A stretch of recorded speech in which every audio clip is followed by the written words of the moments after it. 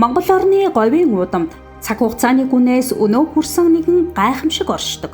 Энэ бол үлэг гүрвлийн мөрний гайхамшигт олдвор болох хатуу хонхойж үлдсэн хэв дардс илээ. Тэдний түүхийг өгүүлэх шар цавын олдорт газар дэлхийн шим ертөнцийн хуудсыг гэрчлэх палеонтологийн үнэт өвийг хадгална.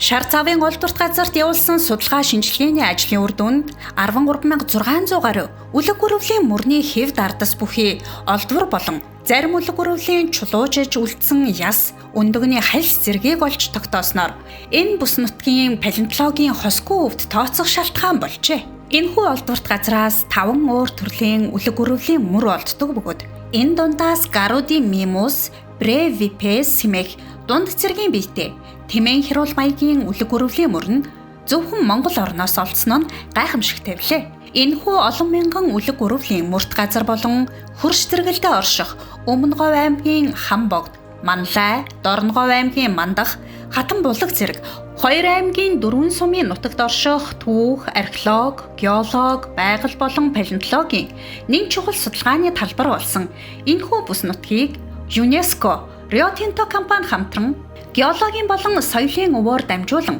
тогтвортой аялал жуулчлалыг дэмжих төслийн хүрээнд ЮНЕСКОгийн дэлхийн геопаркийн сүлжээнд бүртгүүлэхээр Монгол улсын засгийн газар, шинжлэх ухааны академи, орон нутгийн иргэдтэй хамтран ажиллаж байна. Геопарк байгуулснаар зөвхөн байгаль хамгаалах, аялал жуулчлал хөгжүүлэхээс гадна орон нутгийн иргэдийн амжиргааг дэмжих үндсэн зорилготой юм. Ингэснээр тухайн бүс нутгийн соёлын өв, гар урлал, уламжлалт мэдлэгийг түгээн дэлгэрүүлэх, сурталчлах, өвлөн уламжлагдан дэлхийд танигдах боломж бүрдэх юм а.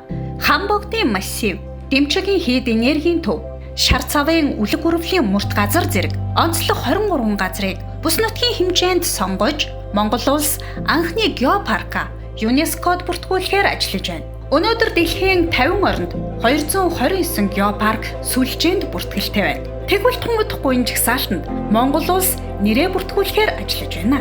Тиймээс та Монгол орноороо аялах аяллахаа төлөвлөхөнд заавал шар цав болон ЮНЕСКОгийн дэлхийн геопаркийн сүлжээнд бүртгүүлэхээр санал болгож буй газар нутгийг багтаагаарай.